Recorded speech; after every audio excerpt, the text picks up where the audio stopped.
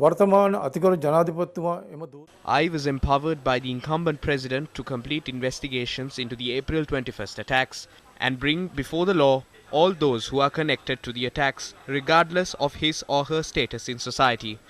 As part of examining the matters at length, I restructured the CID, TID, police intelligence and other investigative arms of the police whilst appointing fresh officials to head the relevant institutions. The team of investigators analyzed telephone conversations between the 29th of June 2014 until the date of the attacks. Since then, an extensive investigation has been carried out, paying attention to all factors which should be probed during a complete investigation, including technical facts, intelligence reports, and telephone conversations, while protecting the confidentiality of the probe.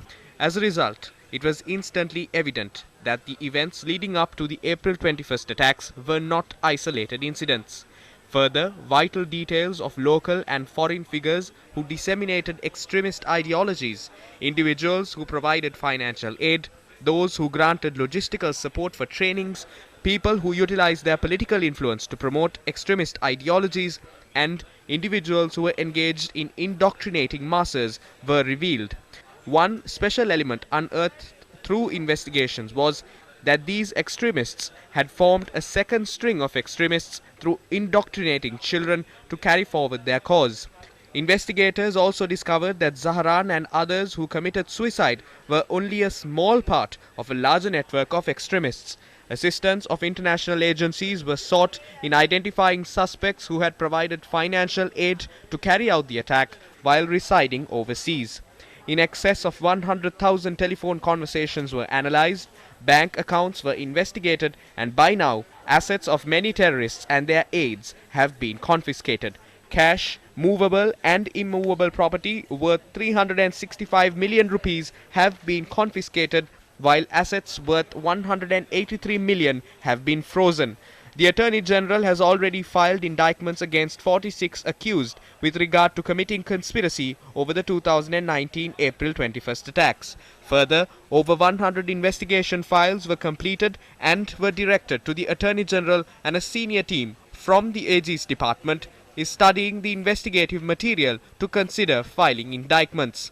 The investigations into the April 21st attacks were hindered greatly through several figures in administrative roles neglecting their duties, overvaluing their abilities, and attempting to garner fame for concluding the probe within a short span of time.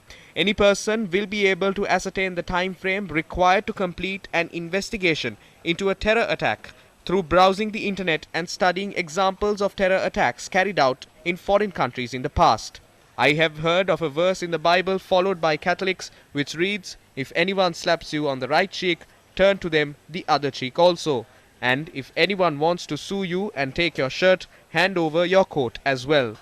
Although Catholic devotees must be facing a dilemma on which policy they should follow as a result of this heinous crime, it is our intention as officers of the law to witness the perpetrators of this attack being punished by the law for their crimes. As the Inspector General of Police, I wish to state it is our duty to ensure an all-encompassing probe is carried out to support the judicial process. It is only by doing so can we give relief to those aggrieved and avenge those who lost their lives in this attack. I will responsibly state, neither I nor my subordinates will be influenced by any external party during the course of this probe. සඳහා මා විසින් ඉඩ නොදෙන බවත් කිසිදු බලපෑමකට මා හෝ විමර්ශන කණ්ඩායම යටත් නොවන බවත් විශ්වාසයෙන් යුතුව ප්‍රකාශ කිරීමට කැමැතියි.